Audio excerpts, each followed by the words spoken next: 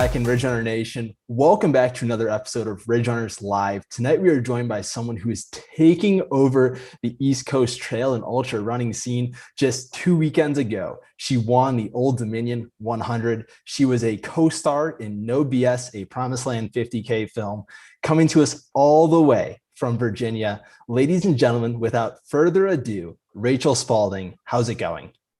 Pretty good. No complaints. How are you recovering? Are you recovering, feeling pretty good 10 days after the race or so? Yeah, I was really surprised. I think I was like expecting the worst, and I was like, okay, I'm gonna mentally prepare to take like all of June off and just be super chill. But I was really like, the Sunday after the race was really brutal, walking like sideways, barely walking. And then Monday, also not that great. But then the rest of the week, I was back at work and I was just kind of fatigued and just tired, but I've recovered really well. I mean, I haven't really ran that much. I swam, did some lap swimming on Saturday, and we went for our first like kind of run, mostly hike. If it like went uphill, I was like, we're hiking this. We're not running. I like the mental fatigue was real. We just ran tonight, but so yeah, lots of like time off and just kind of chill. But I'm really surprised with how I'm feeling, so that makes me really happy. Well, we're super glad to hear that, and it's going to be exciting to kind of talk about the race with you in the coming moments. For those of you that don't know, my name is Wesley Harton, and holding down the fort with me tonight is a man who recently got a haircut for the first time in this decade. Y'all know him as the sixth man of the nation. Cam Wrench, how are you doing? I'm doing great, Wesley. Thank you for celebrating the first haircut of the decade. It's a very fun way to put it. It reminds me of back before I got the Forester, when a coworker of mine congratulated me on driving a car from this millennium. My previous car had been built in 1995. So yeah. Nice. How are you doing tonight, Wesley? I'm doing really well. Excited to chat with Rachel here. Rachel, do you have a beverage tonight that you're drinking? Does water count? Oh, of course. Anything special? Just my virgin vodka water. Love it. I Love went it. to the bar at my 21st birthday, and my friends were like 100% done with me, like probably 10 minutes out. So I'm glad I could recycle that joke. Yes, Cam, what about you? So I am going with the Jackie O's Under a Cloud. Very usual. Every time I see this, I buy a couple and I just end up having to like work through it. And basically the only time I drink is on this show. So I hope you're used to it by now. Wesley, what do you got out there in Taw? I've got the Wasatch Brewery Strawberry Blonde, and Cam will know these ones well because they're not good. They're really, really bad. So don't try it, but it's kind of all I have tonight. But we're excited to dive into a little bit. As always, you can find alienating a possible sponsor. That's a bad move. Well, no, hey, I mean, you had the green can ones were unbelievable. Like the best beer I've ever had. I forget the actual the name mango of it. IPA. Come on. Yes, the mango IPA was the best beer I've ever had with the Wasatch Brewery. And then this strawberry one is the worst beer I've ever had. You can only buy them in like a 6-pack of each, kind of like 12-pack kind of thing. So you have to get a 50-50. So it is what it is. It is what it is. As always, you can find the show on YouTube, Spotify, and Apple Podcasts. You can follow us on social media. We're on Facebook, Twitter, and Instagram. Join our Strava with so many incredible runners as well. Rachel, we have so much to cover in the next hour with you, and we're so honored to do so. I want to start off by learning about your athletic background and how you found trail running. So kind of just take us back to the first time that you decided to lace up a pair of running shoes. Oh gosh. Okay. So, well, my athletic background is primarily swimming. I started swimming at the age of 8, and then I swam competitively growing up and then all throughout college as well. So I think that really like just kind of shaped my athletic background. I mean, ultra running's a hard sport, but swimming's like a whole other beast. It's just it's a grind. So I was used to it, and I loved the competition with that. But my swimming career never really went the way that I envisioned. I had like a lot of ups and downs, couldn't get out of my head a lot, just kind of a nutcase, really plain and simple. So yeah, and then I turned to running. Now I ran like track and cross country a little bit in like high school, middle school, but like not good at all. I think I was like, I don't even know my times. Like it was just like a fun outlet as an alternative to swimming. So yeah, it was after my freshman year of college, my first swim season. just really down after it didn't meet my expectations. And I really started running. I had a swim coach actually that was starting to get into running, and he introduced me to like Scott Jurek and just like this whole other level of craziness, I think it was. So that kind of got me started, and I did a half marathon, and then I was like, yeah, I think I could do 13 more miles. That sounds good. And then I signed up for another marathon within like 6 weeks, like very naive, and was just like, yeah, this is a good idea. Oh, and the marathon was out in Colorado because that week I was visiting my friend, and I was just like, yeah, this is a great idea. Didn't know anything about altitude and all of those things.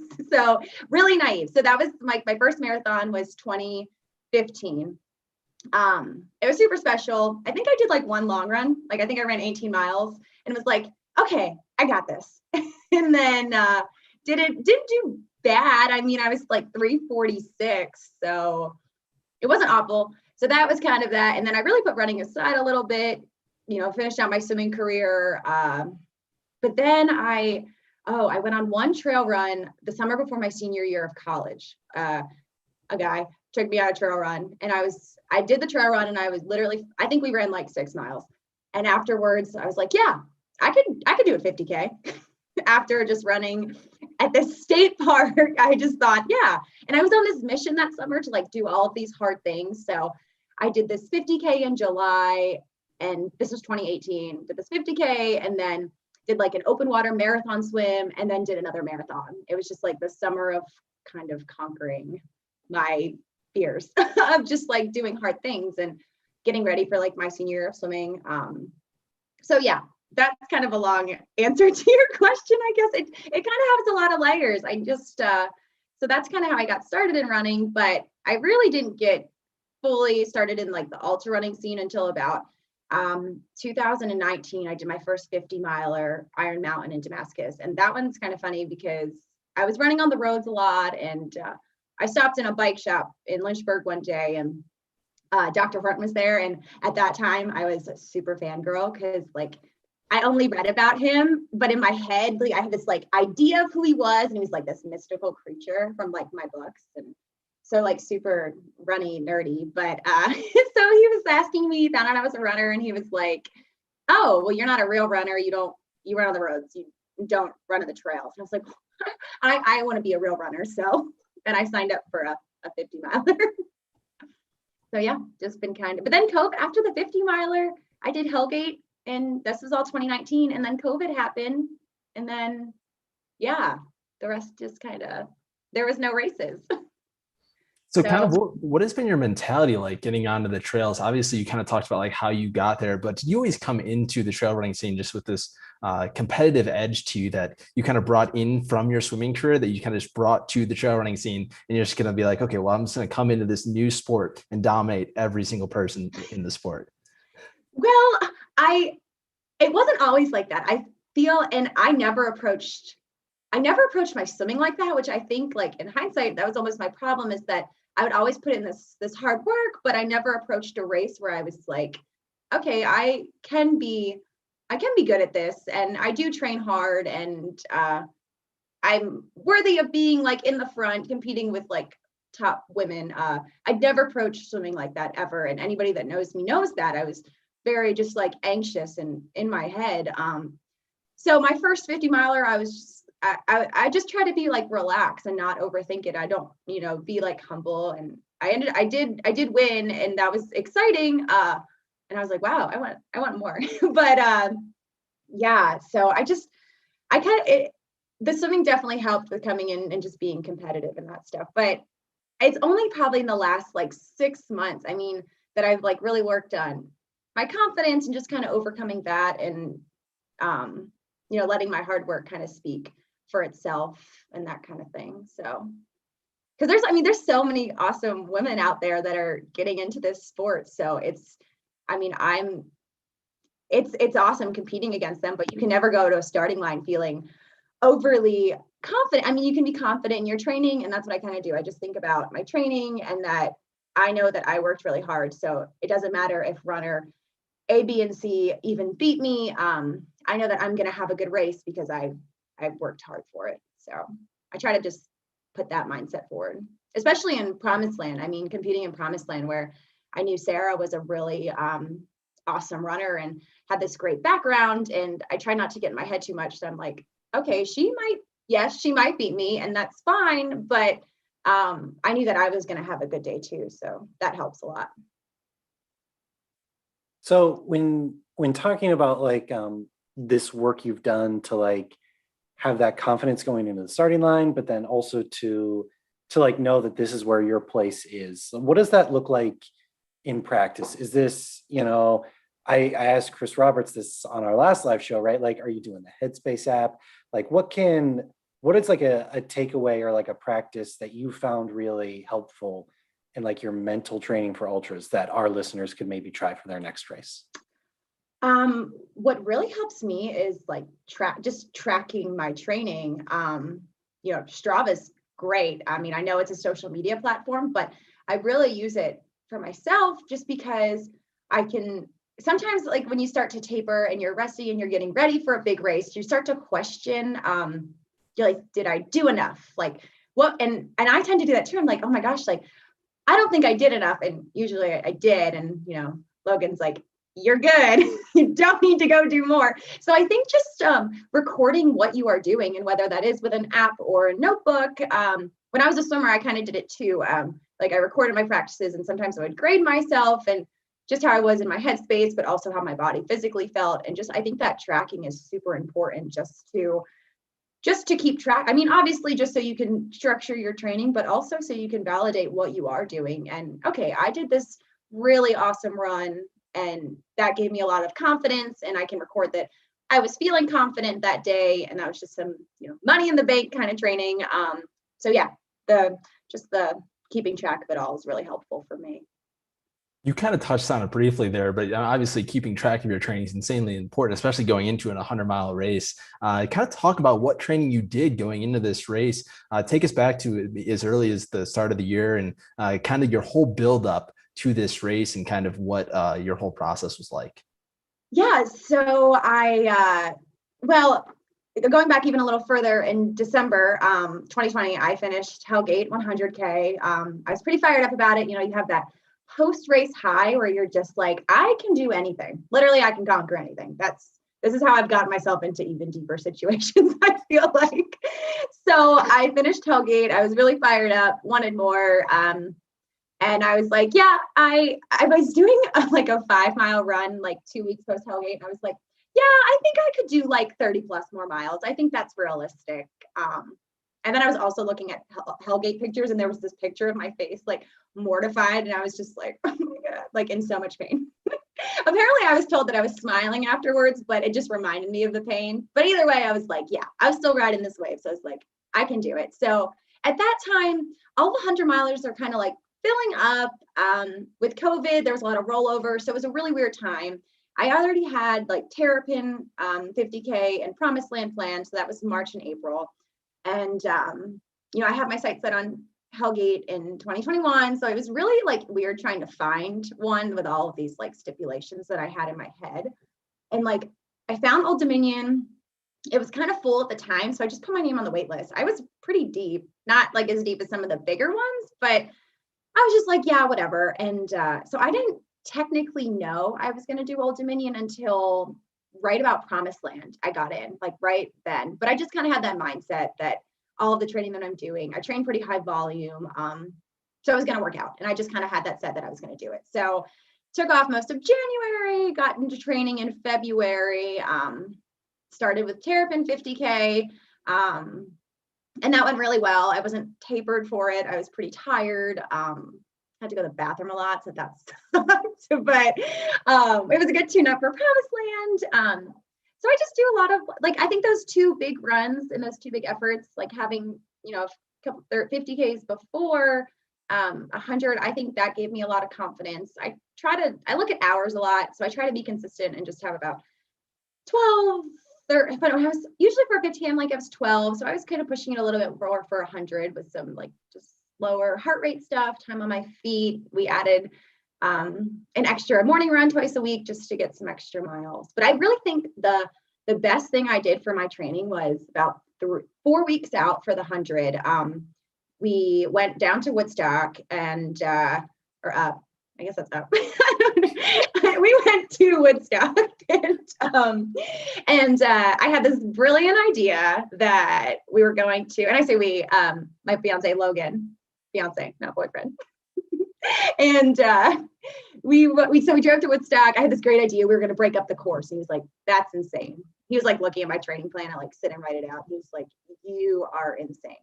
But okay, we'll do this. We got a hotel. It was like a vacation. And so we drove down Friday night. I think we got there at like 8:00. And I was like, okay, we have a 13-mile run plan. We were going to do the first, like at Old Dominion, the beginning and the end are the same. So I was like, we'll just knock the beginning and the end out. It's perfect. And so we did that and it was fun. And then the next day we did, well, he did some of it and then he like drove the car. So, but I did a 31-mile section of the race the second day. And then the third day I did another like 27-mile loop. And so I covered I missed, I think maybe like 15 miles total. And that was just kind of road. And so that was just like that was probably the best thing I've ever done, because I knew exactly what I was getting myself into. I was tired. It was my first 100-mile week that I did as a runner. So that was a cool milestone. I was really excited about that. And it just kind of it was just good knowing all of the course. So that's a good perk about doing some of the local races too. So yeah, I just ran a lot. I don't think I did anything other than run, but that's okay. It's kind of like the golden secret, right? A lot of people try to like over analyze it maybe. And at the end of the day, as long as you're running. Especially for 100. Although I will tell you that I started adding some speed workout out before Promised Land. I was trying to focus on some speed. I know that's like my weakness. But I knew that like the constant effort, I thought like I could do pretty well. So I just needed to like build the confidence and build the miles. But I was coming off a Promised Land after getting beat by this like fast, awesome girl. And I was like, man, I need to get a little faster too. And ultimately it's kind of really runnable and all these things. So I did a speed workout a week, but I focused a lot on just volume now after Promised Land. It was a stretch because I took an easy week after Promised Land and then just kind of jumped back in it. Luckily my recovery was pretty quick and I recover well, but yeah, I mean, it was a grind. But it was good. I mean, I had a lot of fun. Someone asked me the other day, they're like, well, like, what are your hobbies? And I was like, I like to run. And they're like, okay, but like, what else? And I'm like, I like to plan my runs. And they're like, okay, you're great. Yeah, after the runs, I like to go back and look at the log. That's part 3 of the hobby. And then I like to overanalyze it. And then I like to look at the map and figure out a new way. Yeah, I always joke. I'm like, yeah, my favorite activity is to run. And while I'm running, I like to talk about running. Well, that's awesome. And you're absolutely crushing it on the East Coast scene right now. It's been super exciting to kind of watch. I'm excited to kind of learn about Old Dominion and kind of dive into this race and kind of hear, mile by mile per se and how it played out. We won't make you do every single mile, but I'd love to just start off by kind of a blur.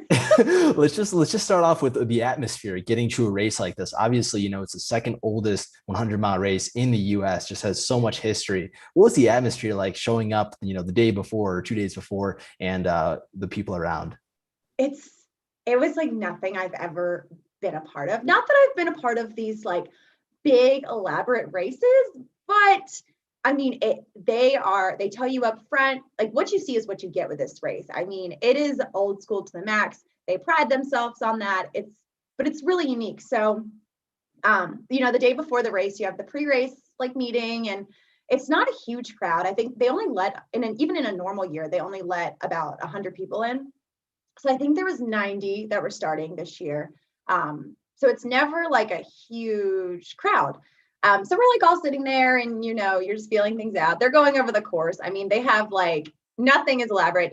They're so old school. You still like weigh in, like they had to check my weight and then you have to weigh in during the course, like the race. And I was like, oh my goodness, like good thing I didn't eat all the pasta dinner like before, but I was like, I don't want to see the number.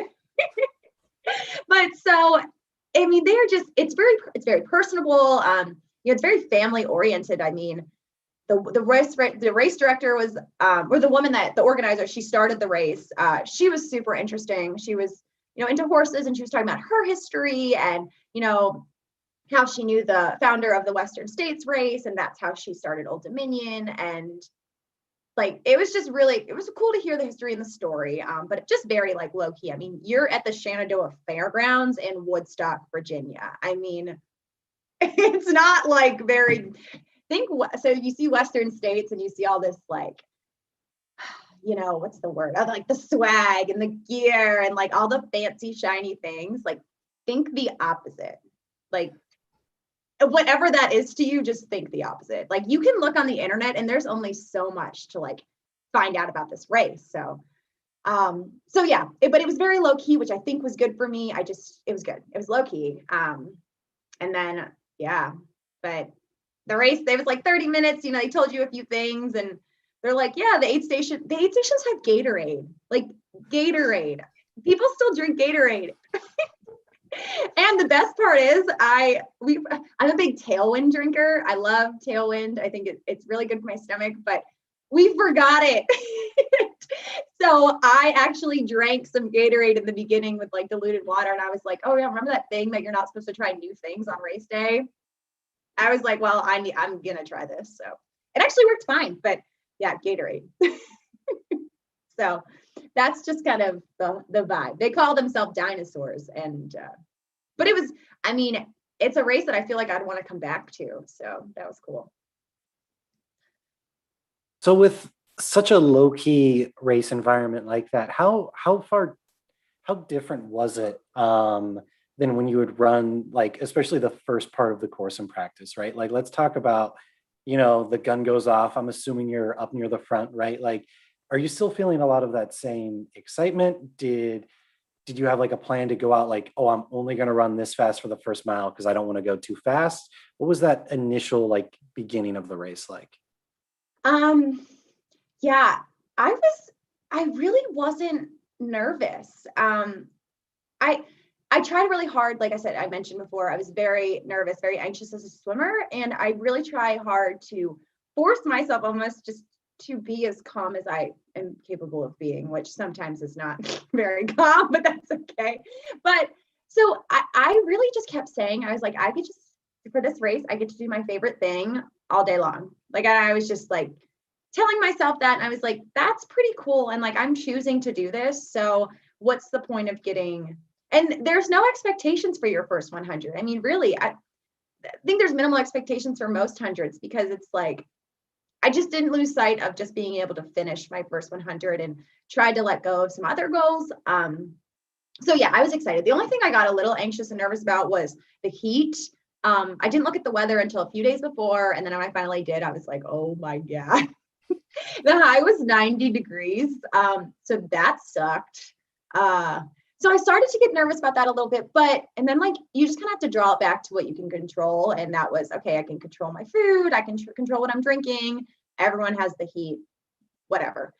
So, yeah, so that helped me. But you start actually, so once the gun goes off at 4 a.m, which is absurd. Yeah, you do a lap around the Shenandoah Fairgrounds, which is just like this gravelishly dirt track. And, everyone's pretty chatty, but some people are going fast, and I'm just like, okay, just be chill. Like, there was like all the women in front of me, and I was like that. I was not all of them, but there was a few women there was a lot in front of me, and I was just like, and there was a lot of men too, and I was just like, okay. And then I looked at my watch and I was like, just chill out, Rachel. 100 miles is kind of a long way. So, and the first like 6 miles, you're like trucking through downtown Woodstock. So it's on the road. And it's easy to go out fast. So I just like found a very comfortable pace, was kind of tried to be a little chatty, all that stuff. But yeah, I tried to go out slow. I didn't really look at my watch too much. I tried to just do it on effort and just making sure it was comfortable, checking with my heart rate, just making sure it was just low and not exerting too much effort. It was really hot in the beginning too. I mean, it was already like 60 plus. So just checking in with my body and that kind of stuff. So yeah. I did start running with like these 2 guys for a little bit, and then they were talking about like some of the ultra running scene like in the Virginia area, and I like said something about Hellgate, and they were like, oh, like we need to slow down. You go ahead. And I was like, okay, bye.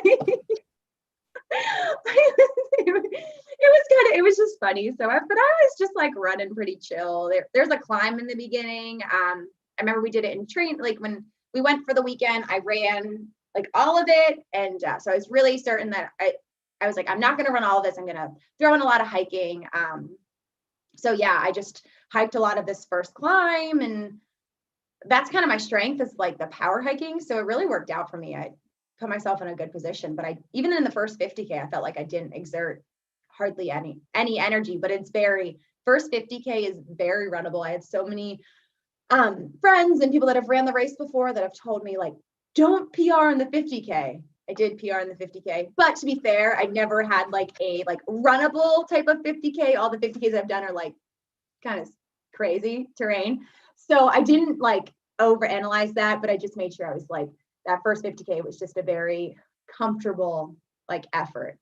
Although I did run, I had a pace chart and I had ideas in my head what I wanted to do. And my crew had ideas what I was going to do. Apparently I ran the first 20 miles a little too fast because when I got to the first cruise station, they were not there. They were nowhere to be found. That's why I had to drink the Gatorade.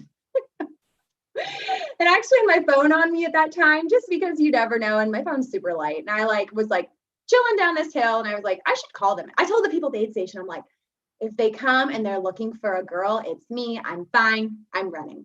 And but I was like, I'll call them. And I'm like, hey, I'm okay, but like I need to see you guys at the next one because I'm already gone. But I was, like I said, first 50K, I was just very, very comfortable, very relaxed. So it was a good start. Yeah, that's great to hear. And that's such a good story of you being like, oh, I'm doing it so relaxed, and you just blow your pace out of the water. But my question based off that is, I'm not going to think about what your very relaxed beginning of a 100-miler pace is, right? Because I don't want to do that to myself. I know what my Strava data says. But when you were talking about, I'm seeing all of these people in front of me, is your plan then, right? Like, I'm just running my own race. If they come back to me, they come back to me. If they don't, they don't. I know what I can do for this distance. Or were you sort of thinking, hey, like when this first 50K is over, if I'm not first female, I'm gonna go looking for somebody? Or was it 50 miles or 100K after where you're like, I need to know how far up they are because I'm gonna catch them because I'm a competitor? What was like your strategy on that? Yeah, it's so funny because, like I said, first 100 miler for me, and everything I've done previously. I mean, yes, a 50K is long, but it's not 100-mile long. So a 50K is like a marathon effort almost, and you need to put yourself in a good position. And after doing some 50Ks earlier in the season, it was like I knew going into the race I had to change my mindset because that mindset was going to get me in so much trouble. Like even in the first 50K, it's too early to start picking people off. It just is. But it was dark in the beginning. I couldn't really see people. I remember getting to like mile before it was before the first 50K. There was a guy with a camera, and I was like, oh, like how many people are ahead of me or whatever? Just curious. There was a single track section during this first section, and I like did pretty well on. It was only like a 5 miles or whatever, but it had some climbing. It was really techy out there. So I remember passing some people earlier on, but I wasn't really sure. And then this guy's like, oh, there's like 2 guys ahead of you. And I said, no, there's 2 people ahead of you. And I was like, oh, well, like there's 2 girls. And they're like, no, there's like 2 people. And I was like, oh, I was like, maybe I should slow down.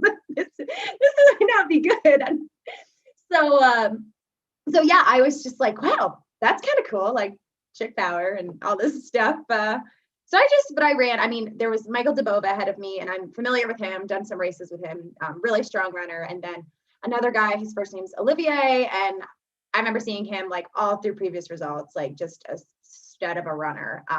So I was like, they're going to do their thing. And that's fine. So at that point, I was like, oh, okay. And then I got to the aid station, the first aid station, I really did see my crew. So that was like mile 31.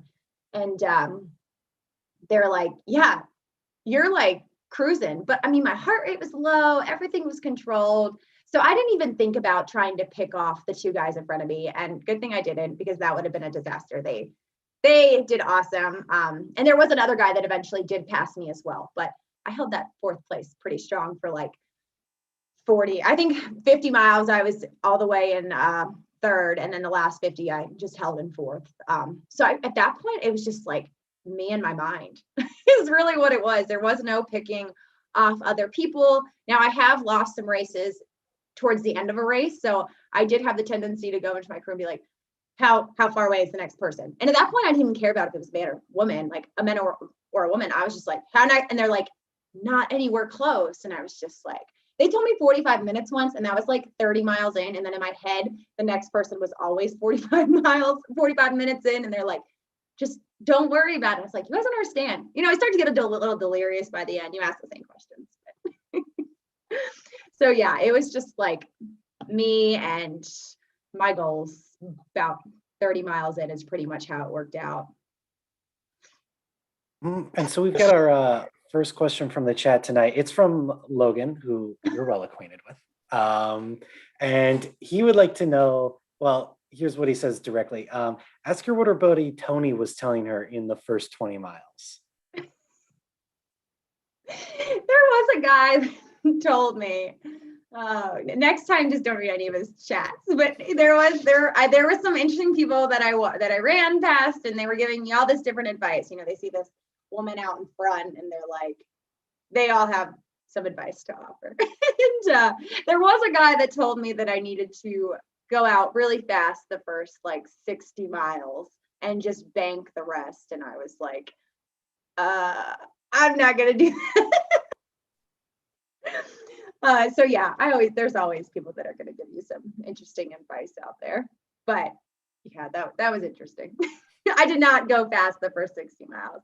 I think I just had a sustained effort most of the day. I was always, I mean, don't get me wrong, I had my low points like anybody does. But it was mostly a sustained effort. So take us through like miles 50 through like 75 or so. Like, were there any low moments throughout this sustained effort? Were there any? Yeah. So my first low moment came about mile, and this might be on or off, so don't like fact check me, because like I said, it just kind of like blurs together. But I think it was about mile 50 plus, like mile 55 or so. I remember getting into an aid station and I was just hot, like overwhelmingly hot. Couldn't cool that system down. Heart rate was getting really high. Just not feeling comfortable. So I was eating, and then I sat down. I felt like I was sitting forever. I don't really think I was sitting that long. And Logan made me this like ice thing to put around my neck, like one of the gaiters, and he tied it up, and I was like kind of a diva, and I was like, I can't wear that. And then he put it on me with like, I don't even think I finished saying that I wasn't gonna wear it, and he just like put it on me, and I was like, oh, this is kind of nice. So I had this like ice around my neck. I'm like stuffing ice in like all of the places that I can think of that will hold ice, and just trying to cool that body down. But like I sat down for a moment, and I was just like, oh God, like 100 miles is a long way. So that was about a little over halfway in. And like I said, it was 90 degrees. I knew that from like noon to about almost 4 o'clock, I was going to suffer because it was just hot. So I was mentally prepared, but it hit me. And the best advice that I got actually for Old Dominion was my friend Tim Spaulding. And he was talking about like the highs and lows that you do hit through a race. And he was just saying that, you are going to hit a low point, but you just have to figure, that low point's going to end. So like basically suffer through your low point and then get to the next high point, because it's a long day. It comes. You're not going to be low forever. So I kind of let it happen, and then I kept moving. I hiked a little bit, suffered a little bit more, ate some food, drank some drinks. So, it was fine. But then so that was okay. I got it back together. Got to it's about mile 75, I think. You get to your crew, another aid station, and you can pick up your safety runner. So Old Dominion's pretty unique because you don't get a pacer for like half of the race or the last 20 miles or whatnot. You get a pacer for like 11 miles. And it's not a pacer, it's called a safety runner. So you go up this mountain, and I remember Dr. Horton commented on who's like an Old Dominion legend and, loves this race more than anything. And he commented on one of my pictures on Facebook, and he was like, bet you're not smiling when you go over this climb he's talking about. And I texted him after the race. I said, I was definitely crying. So it's this like long climb. It's not a pretty climb. It's rocky. It's messy rocks. It's not fun. Maybe like if you're even like when I was not 60 plus miles, 70 miles in, maybe I would like it. I don't even know if I'd like it then, to be honest. So I pick up Logan and he starts running with me. And I'm just like, we start going up this climb and I like stop and I'm just like, I can't do this. I was just like, I can't. I didn't have any like visible tears, but I was just like overwhelmed. I was tired. I was at mile 75. At this point, it's like complete unknown territory for me. So yeah. So I was having a little bit of a pity party. That probably was my worst, but he was basically like, he gave me some tough love. Well, he was nice for a little bit. And then he was like over it. He was like, we're not turning around. So like, keep going. So once I got to the top, actually, after that point, once we got to the top of that climb, there was still a lot of climbing left in the race, but I was fine. I mean, I just kept moving. After this like 2-mile climb, you have a really big descent, which isn't super runnable either because you're very fatigued. It's really messy.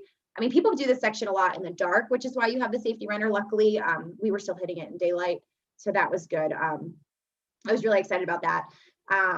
But yeah, after that, I mean, I was moving good. And then we got to, the 86, 87 mark or whatever. And that was really exciting because my dad was there and that just like boosted my mood. And then, my sister, she was there all day. And then my best friend, Kelly, also there all day. So, they were there waiting for us. And then they sent me on my way again. And I just kept moving along. I really feel like at that point, like a blackout blur and not like the kind that like regular 26-year-olds talking about. Like I'm talking, I was moving and I was moving good, but it was dark. I was alone. It was a lot of dirt road. There was all this dirt getting in my headlamp. It looked like flies. It was just dirt. I was just trying to eat and move. And I mean, yeah, it was crazy. That was my cat. Anyway, sorry. But yeah, it was, just a blur. But like I said, so only really 2 low points that one was because of the heat. And I don't think that really wasn't a mind thing. That was just like, how do I overcome this heat in this situation? And I think I did that good. Mile 75, 76, whatever, where my pity party was, I would say that was just mental. I've never been that far, but I've never ran that far. I've never ran that long. So I just had to like get over this hump where, I mean, I knew the climb was coming. I knew it all day long. It's like when people talk about all the time how much it sucks. I just had to have the little pity party and then get over it and then just keep moving. I feel like a lot of runners can relate to that, especially in a distance like the 100-miler. Obviously, you kind of knocked this one out of the park. Even when you were talking about this, you were first woman by hours at this point. You were 4th overall going up this massive climb and just absolutely crushing it. But what I want to know now is when you kind of realize with like a mile left in the race, you're coming into the finish line. What were the emotions like for you knowing that you just absolutely crushed your debut 100 and it was just everything you thought it would be?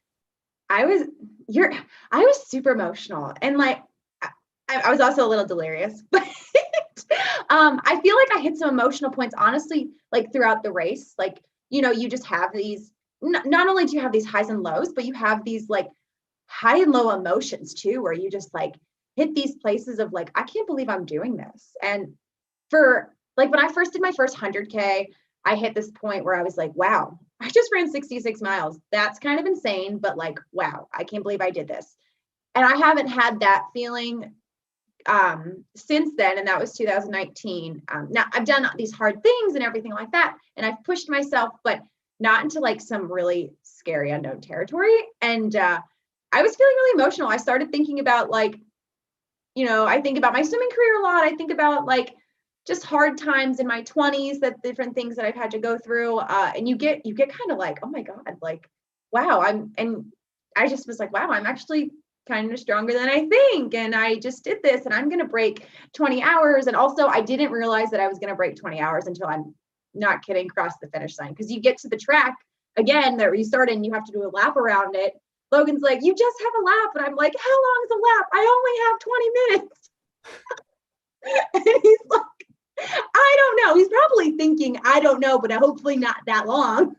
Like it's a regular sized track at the end of the day, but you're kind of crazy then. So I was just kind of flooded with just emotion, and I crossed the finish line.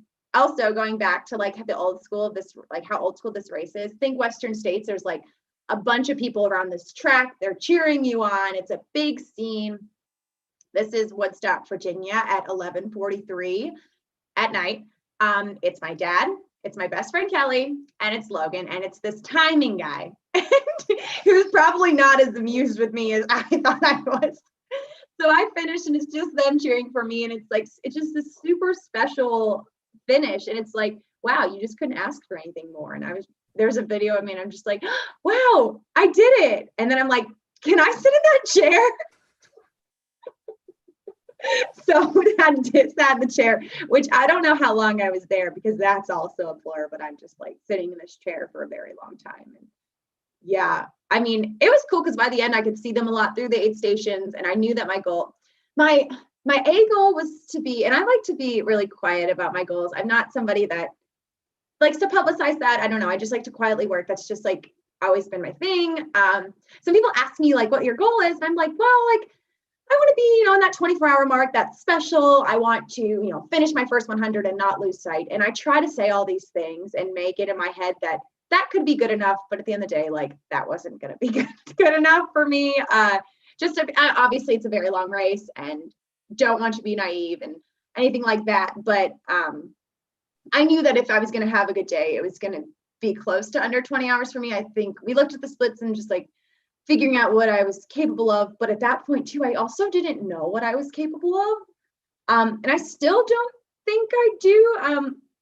I just don't know. I mean, I didn't know what was possible. I look at some of the women that have ran Old Dominion before, some of the women that still have a few of the times that are faster than mine, and then even that are in that top 10. I knew that I was like, if I could be in a top 10 time for a race that's been around for 43 years, I was getting pretty stoked.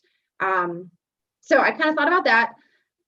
But once I realized I got under 20 hours, I was like, wow, like that's good, right? Like I was like, wow, yeah. So I was all types of different things. I thought I was really with it, but everyone said I was like not with it, but that's okay.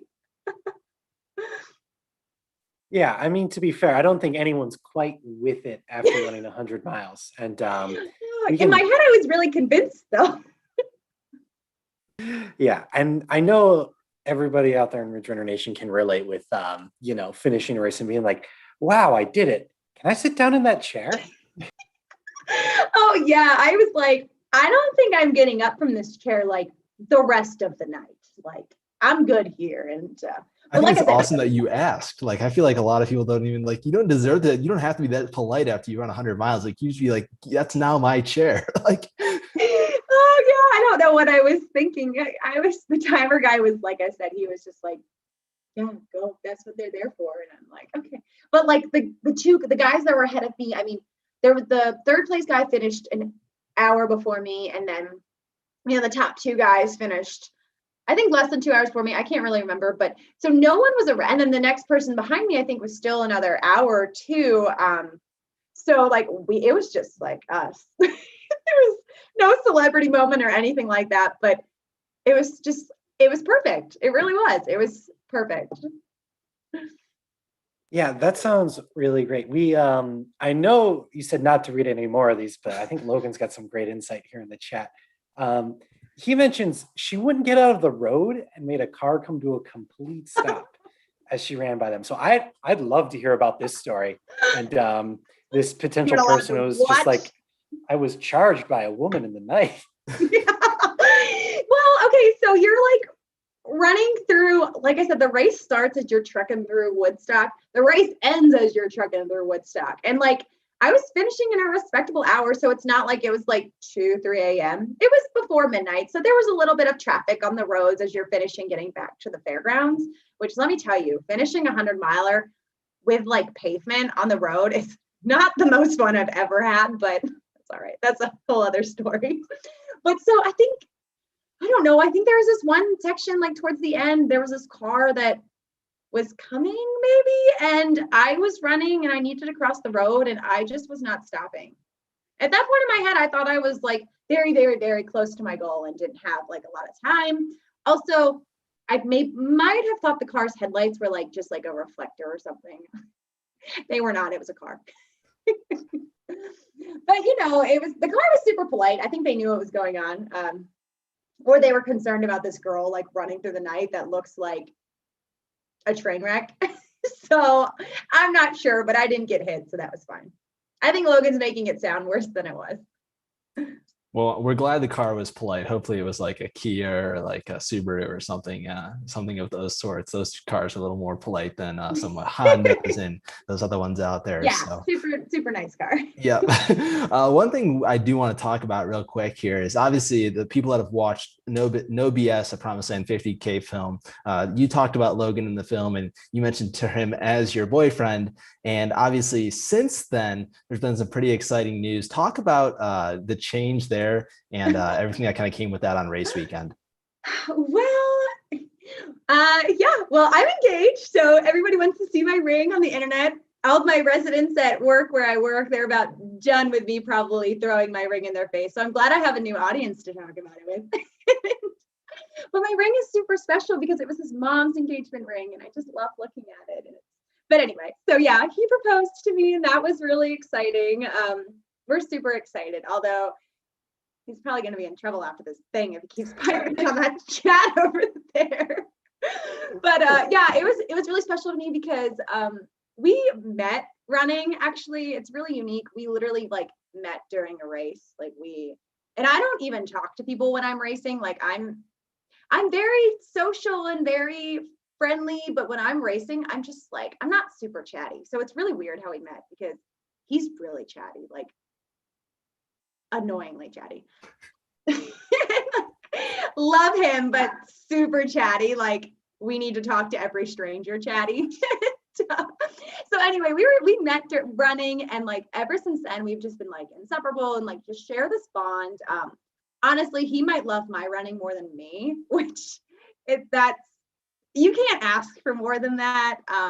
Someone that's really supportive like that. So yeah, but he proposed to me after everyone thinks that he did it at the finish line when I was like delirious. No, there was an awards breakfast that Sunday morning and he did it then. Like his parents were there, my dad, my sister, and my best friend were there. My mom was on the FaceTime. So yeah, it was super special. So now I feel like we have to go back to Old Dominion because like we were just a crowd pleaser. Next time Logan's got to run, right? Yeah, exactly. Yeah, he's already talked about it a little bit too. So I'm like, he gets a little fired up after my races. When I did really well at Hellgate, the next day he went out and ran a 50K. So yeah, he gets really really ambitious after my run. But yeah, he's very, very supportive and I mean, believes in me probably more than I believe myself some days. So it's a good bond. Well, congratulations to the both of you. It was super awesome to kind of see that on top of your incredible performance. There are obviously just so many incredible life moments happening in one weekend. I'm sure it was super special for you. Cam, I think you had another question here. Yeah, I did. And it was, are you guys going to be registered on Ultra Sign Up? Is that our wedding gifts just race entries? Is that what we get for you? I don't know how this works. But that's amazing. I love that idea. My a friend at work was saying like, yeah, you're gonna have to plan your wedding like around your races. And I'm like, girl, you got no idea. Like, yes, that is great. But I love the whole like, yeah, I have all these dream races and click the race that you want to sign me up for. We said that we'll have our wedding on top of a mountain and whoever can get to the top can come to our wedding. It'll be a race to the top between you two as well. It won't just be like you guys at the top. You'll be racing to the top. And then I'll be throwing some elbows.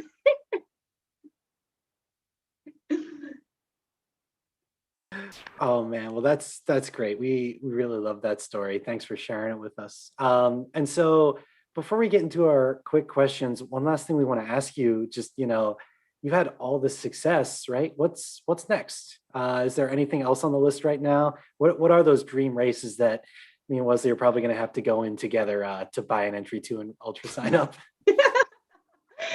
So this is like the first year that I have like a pretty structured like race plan, which is cool. I feel like it just shows my like development as a runner. So it's exciting. I'm taking like I really structured June off just to be very chill. If I want to run, I'll run. If I want to do other things, I will, just to although it was Saturday and I was already like driving Logan crazy, I think, because I was so antsy and just like needed to move my body.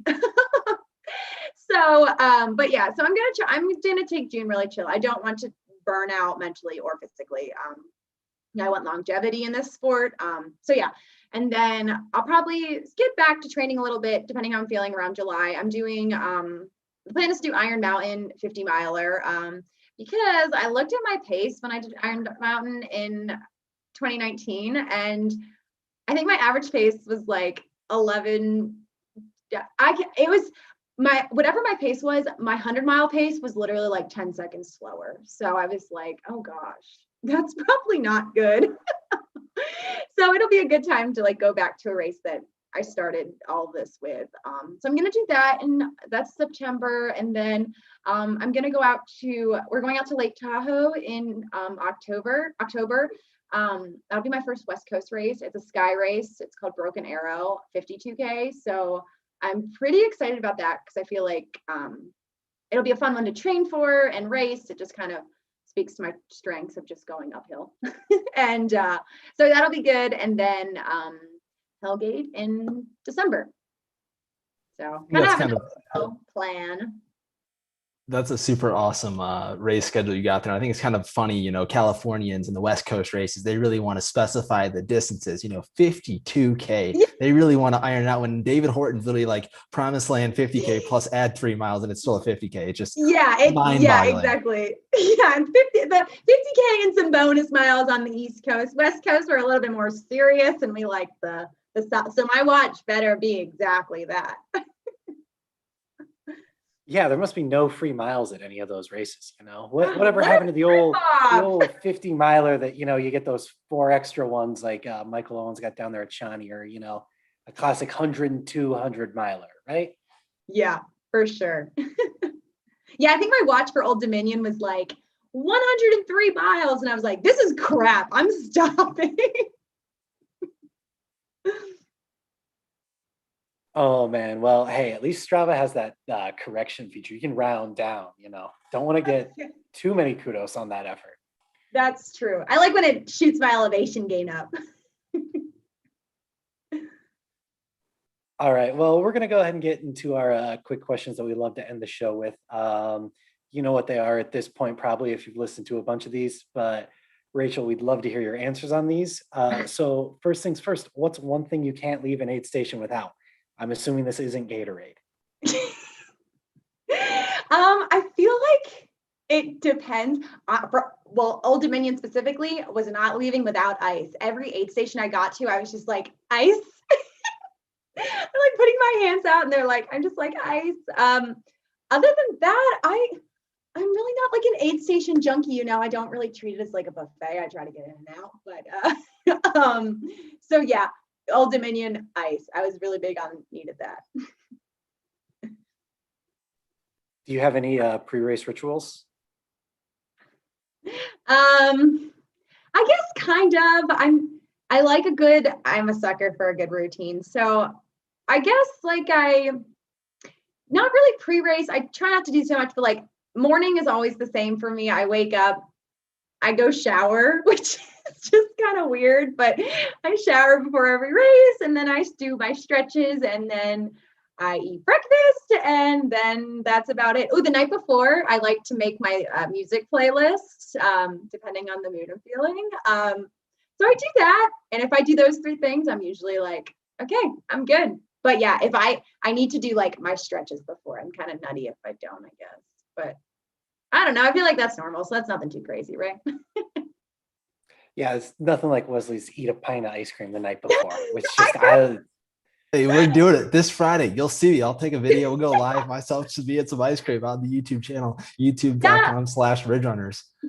Yeah, I remember hearing that and I was like, oh Lord. Like I try not to get too crazy with rituals because there's so many things that can happen. And if they don't happen, I know my personality and I get a little like, oh my God, now I can't race. So at least I can stretch and shower just about anywhere. Yeah, and I'll attest to Wesley's like weird dietary rituals. I spent 2 weeks in his apartment. When I showed up, there was nothing in the fridge but beer and one mango for some reason. That was never eaten the whole time I was there. I don't know what it was doing, but you know, he's got some kind of program dialed, but I couldn't tell you what it is. You caught me on a grocery shopping day, Cam. All right, Rachel. Well, do you have any post-race indulgences or meals that you like to do? I feel like that depends too. Gosh, after Old Dominion, like nothing sounded good. Like my stomach was all funky, but I do like dessert, like some type of ice. I do like dessert after. Ice cream's usually pretty good. Yeah. See, like you do your ice cream before, I prefer it after, but yeah, nothing too crazy. I do just kind of let myself indulge for about a week after the race, like something like that. I kind of just like whatever the body wants, the body gets kind of thing. So yeah, I really treat not just like post race, it's really like post like race week. I just live it up in the food category. Well, last minute chat question from out of nowhere, truly. And I promise this wasn't Logan. But Arlen Glick coming in out of nowhere saying, is Badwater 135 going to be on the list? So we're going to go ahead and throw that one in there real quick. Rachel, you have any thoughts? I don't know. I mean, that would be amazing. When is that race? It's in about a month and a half. Okay, so like not this time. But yeah, I mean, I would love like some of those big ticket names. I remember reading about them and those kind of things. And now I feel like I'm in a position where it's realistic that I could say that, wow, like going to a race like that, or even like a Western States, like that is realistic one day. So yeah, wherever the good Lord takes me is the race I'll go to. But any of those races would be amazing. Rachel Spaulding, Badwater 135 champion 2022. Lock it in. You've heard it here first. I appreciate all the support. All right. And we heard you mention one of your pre-race rituals is you like to get a playlist together the night before. Well, if ultra running had walk-up songs like baseball did, what would yours be? Oh, easy. I Am Woman by Helen Reddy. You know, I am woman, hear me roar. Logan said he would give me money if he started singing it. A song from like the 70s. My dad would be really proud if he's listening right now. That's a great answer. I think that's the one we were missing to truly make this playlist as chaotic as possible. Oh yeah, best chick power song out there. Gets me excited. So that's how I got amped up for this interview. See, I was just listening to 9 to 5 by Dolly Parton, as Wesley can attest when I came on. He was jamming. Audio camera not on. He was just jamming out to audio. Oh yeah, we have this like music is like super important in my family. When we were growing up, between like the 60s, 70s, and 80s music. Thank you, Father. But so in our like family group chat, we just like send songs to each other, and that was what I sent the other day to my sisters, like as I was like driving to work and working 9 to 5. Classic. I definitely feel that one in my heart like every day, but it's kind of anticlimactic because I work 8:30 to 5:30, so it's just that doesn't have as good of a rhyme. Doesn't have the same ring to it. I mean, I get what Dolly is getting. Tell your boss you got to change those hours. I'll clip this. We do the social clips. I'll clip this one and send it to Meredith real quick.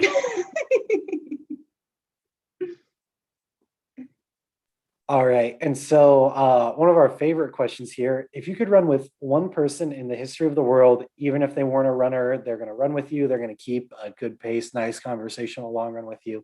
Who would that person be?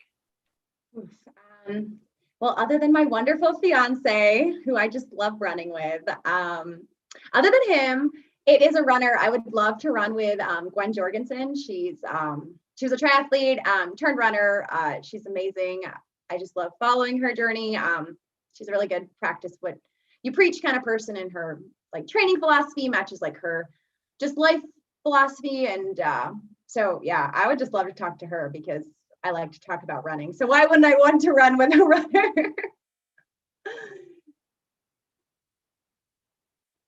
Absolutely. And well, to wrap it up here, do you have any sponsors or anybody that you would like to thank while you're still on the show here?